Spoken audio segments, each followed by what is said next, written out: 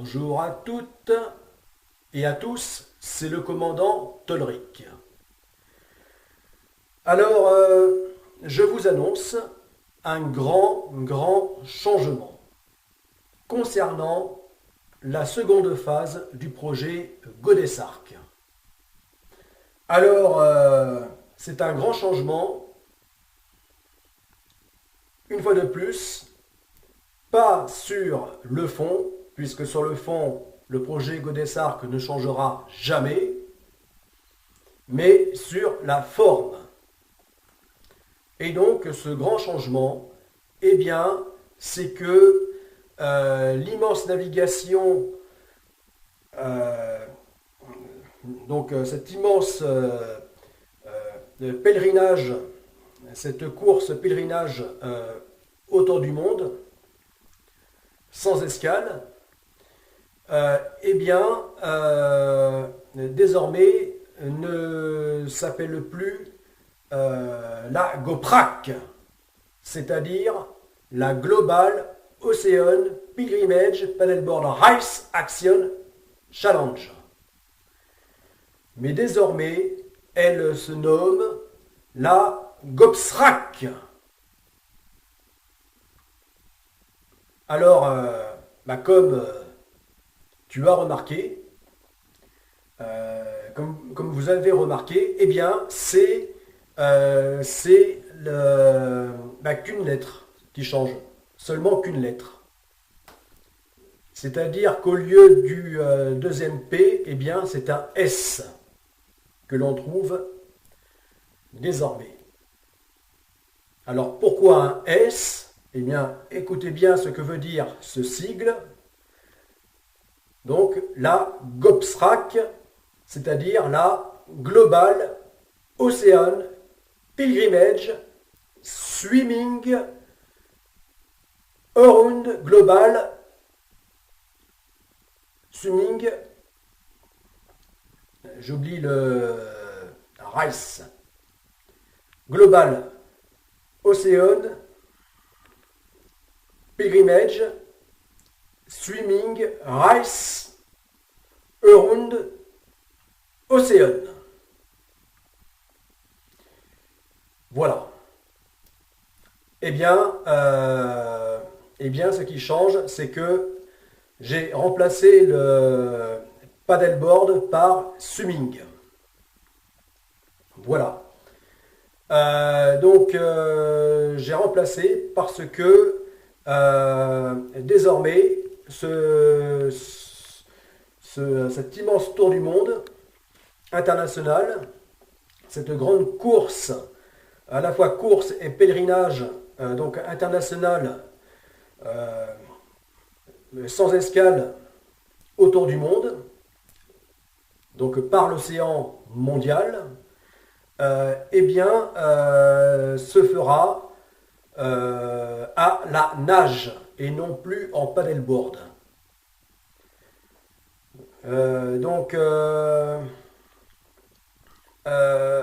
Plus précisément à la nage avec palme.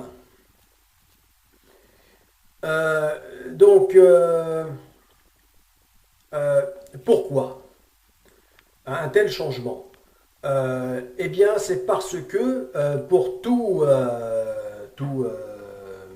te dire, eh bien, c'est parce que dès la fin des années 90, plus précisément en 98, eh bien, j'avais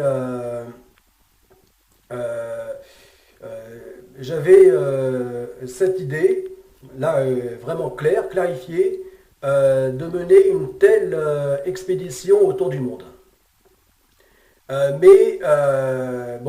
En tant que plongeur que j'étais, plongeur subaquatique, sous-marin, j'étais passionné par la plongée.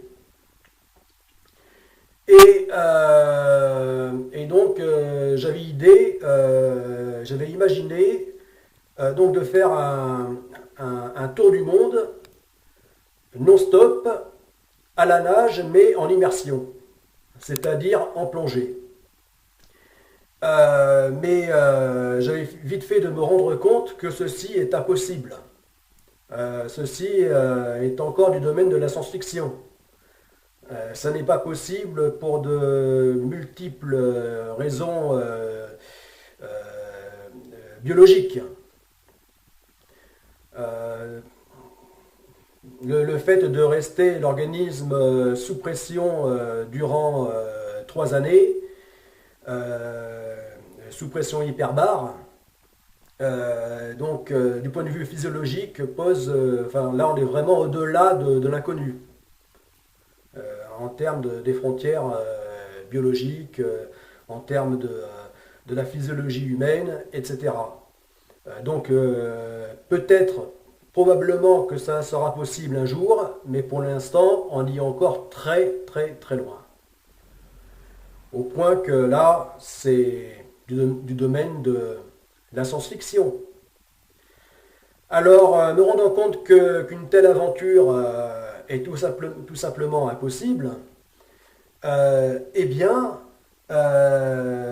j'ai longtemps cherché d'autres types de nage autour du monde.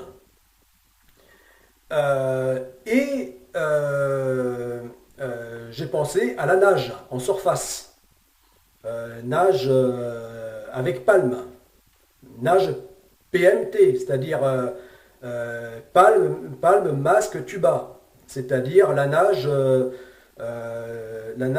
sportive, du plongeur sportif,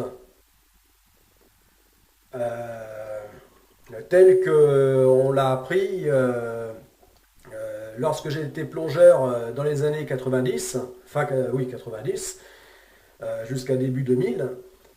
Eh bien, j'aimais bien l'école française donc de plongée, c'est-à-dire par la Fédération française des sports sous-marins,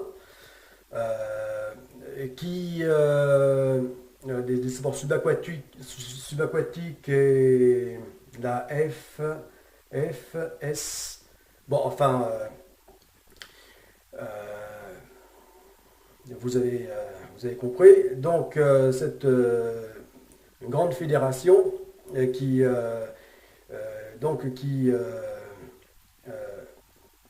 donnait les titres de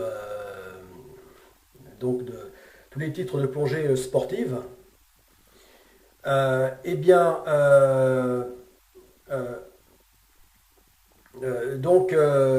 j'aimais bien ce côté un peu méthode commando de marine. C'est-à-dire que, contrairement à d'autres organismes de certification de plongée, par ailleurs, donc dans le monde, notamment le monde anglo-saxon, eh bien là, en France, elle était particulièrement sportive, vraiment à la méthode commando.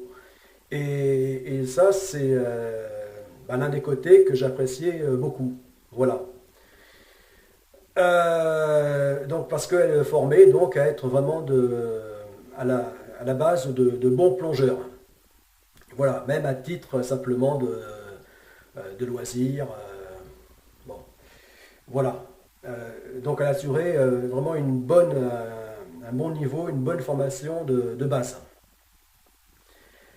tant pratique que théorique. Et voilà, donc on pratiquait la nage parmi l'entraînement, ça faisait partie de l'entraînement pratique, donc la nage PMT, c'est-à-dire dont il y avait une épreuve.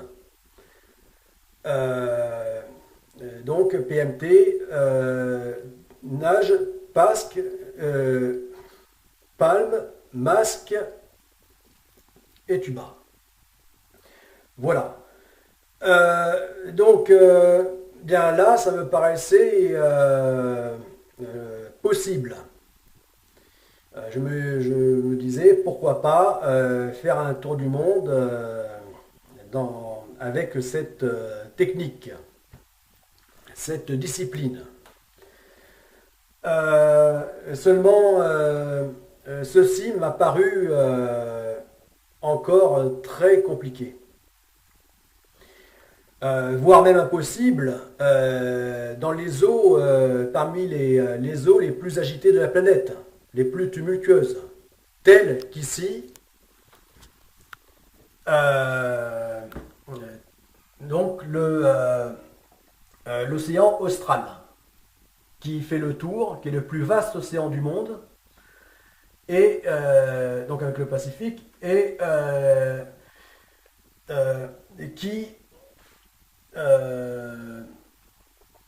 qui fait donc le tour du continent antarctique, du pôle sud.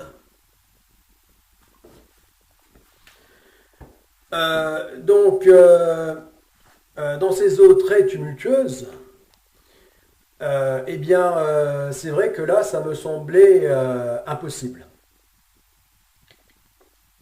Alors, c'est en 2009 que j'ai découvert donc la pratique donc en sport nautique, donc le sauvetage côtier sportif. Donc, euh, un dérivé du surf, euh, mais qui consiste donc sur les planches de paddleboard, donc au sauvetage côtier. Voilà. Et donc ces fameuses planches de paddleboard, donc euh, un autre dérivé donc à partir du sauvetage côtier sportif, eh bien donc le dérivé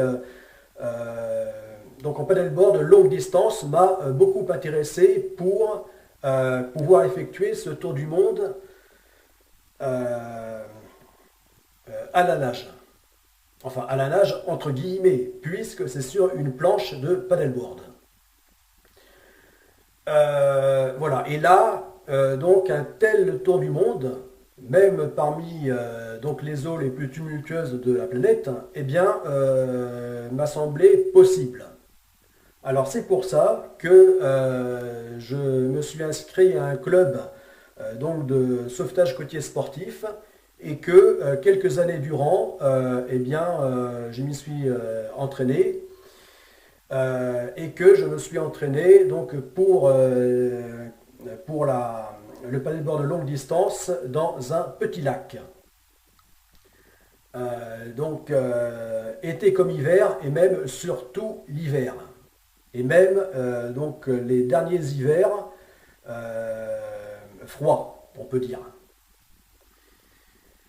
Euh, euh, voilà, donc c'était dans le début des années 2010. Et là, donc le paddleboard extrêmement intéressant. Voilà. Donc, qui est une activité dérivée du surf, qui est une activité aussi dérivée donc de la pratique ancestrale des peuples océaniens pour aller d'un atoll à l'autre. Donc tout ceci repris donc surtout par les Australiens, grands sportifs, et qui en ont fait donc du sauvetage côtier sportif, donc du paddleboard entre autres, qui en ont fait donc vraiment le sport national. Le premier sport, grand sport national, donc avec le rugby. Euh, donc, enfin donc les Australiens, les Néo-Zélandais, etc. Ensuite plus largement donc les Anglo-Saxons. Voilà. Alors bon, eh bien, bien que ceci me paraissait tout à fait adéquat, que enfin j'avais trouvé euh, au bout de longues années de recherche, donc une pratique pouvant être en adéquation avec donc la seconde phase du projet Godessarc, eh bien, j'en étais fort satisfait. Mais quand même, dans un,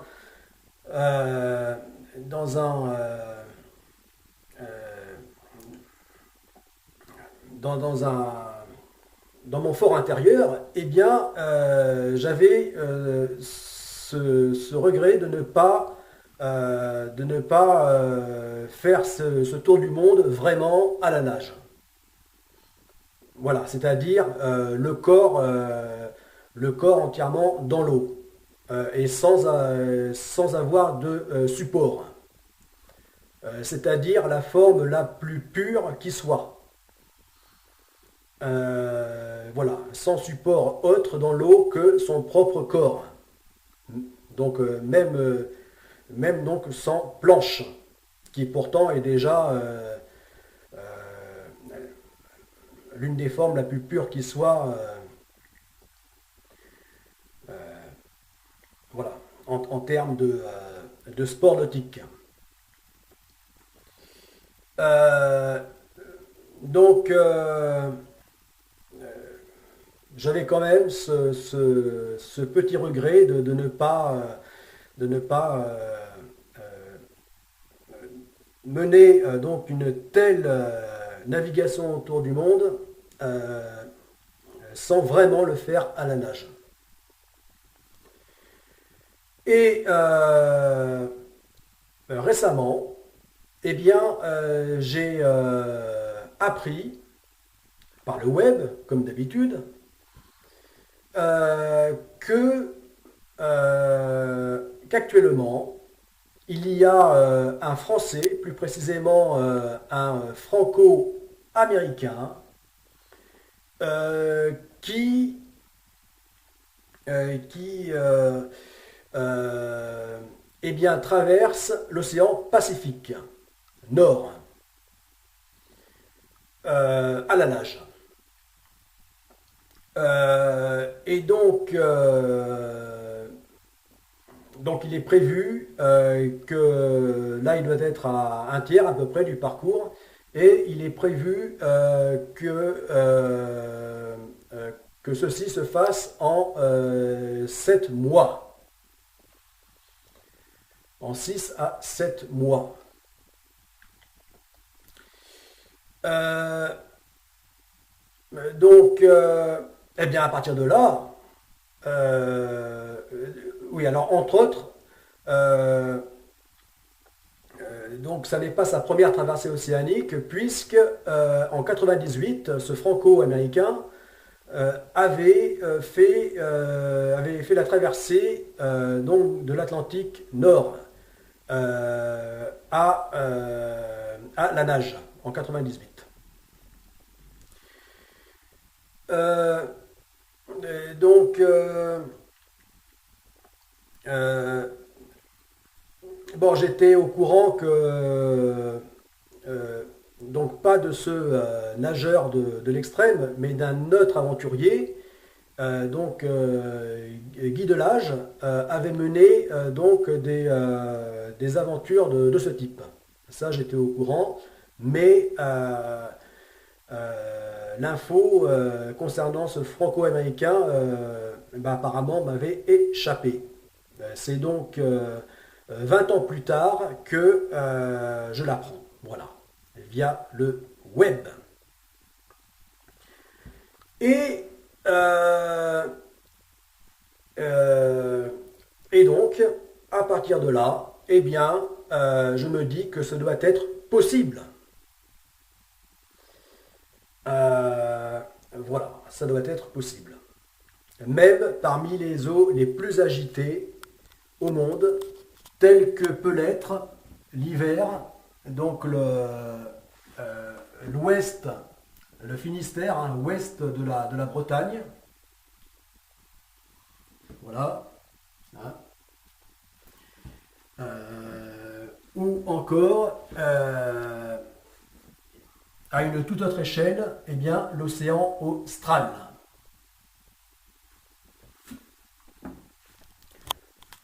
Voilà. Ou encore, tel que j'ai pu le pratiquer en tant que marin à la pêche au large et industriel, eh bien, le Nord Atlantique Nord. Voilà, où on trouve vraiment les espaces océaniques les plus agités au monde.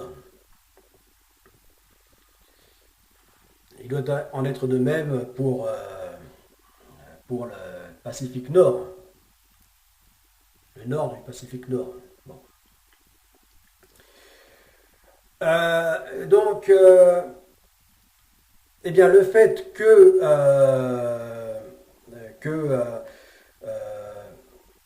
de tels aventuriers aient pu donc traverser, traverser donc l'Atlantique et le Pacifique à la nage. Enfin, la nage, c'est pas encore fait hein, pour le Pacifique, puisque c'est en cours. Eh bien, me conforte dans l'idée de pouvoir accomplir la seconde phase du projet Godessarc à la nage. Bon, là, on doit arriver au quart d'heure. Je coupe la vidéo pour la reprendre.